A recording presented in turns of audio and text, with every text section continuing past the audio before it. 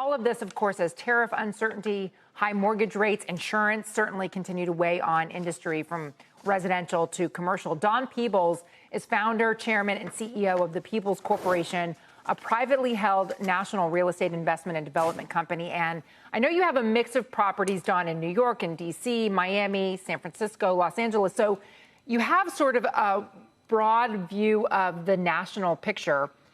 What's the biggest headache right now?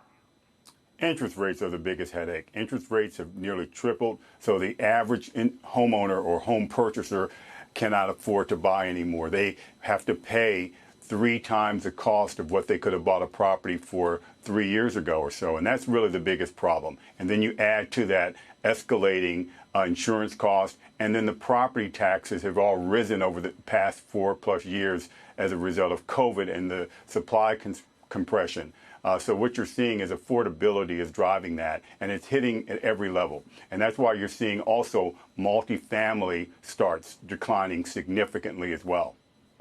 In terms of developing new properties, does that just put everything on hold? Are you continuing to pursue new opportunities, or where do you think things go from here? Oh, no, things aren't on hold, but it's just different. So, for example, the ultra-high net worth individual buyers, the ultra-high end of housing is doing exceptionally well, especially in places like Miami and Palm Beach. We're starting at least one new project this year in Miami Beach, which will be an ultra-luxury boutique condominium hotel in a neighborhood where single-family homes are selling for $35 to $50 million.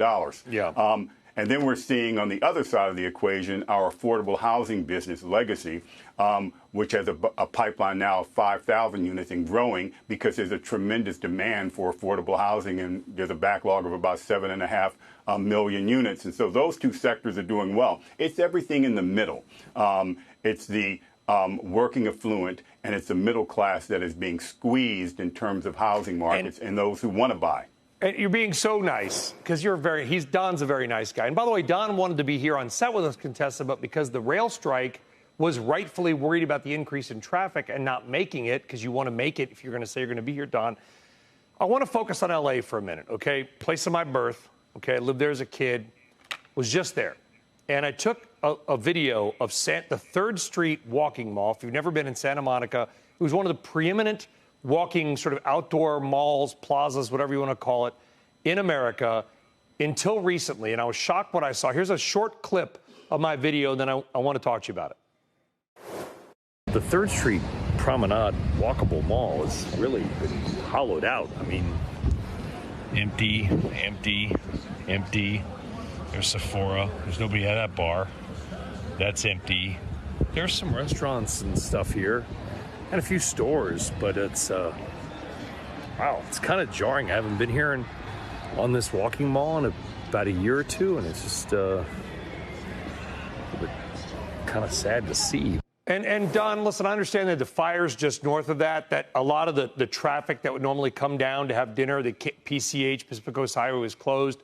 But I've been there every 6 months to a year. And I talk to a lot of people, Don, and I love L.A., what the hell's happening with that city? I mean, it's $1 million for a 3-bedroom, 1-bathroom home, and yet it feels like the policies of the government are just trying everything they can to destroy the city. Well, look, I've been to Santa Monica pretty recently, and also was there about 2 years ago with my daughter for a father-daughter visit, and the difference is night and day. What's happening is residents are fleeing I'm not wrong, Los right? Angeles. It's not like go into that. I didn't know that. I'm not wrong. Like, what the hell has happened to Santa Monica?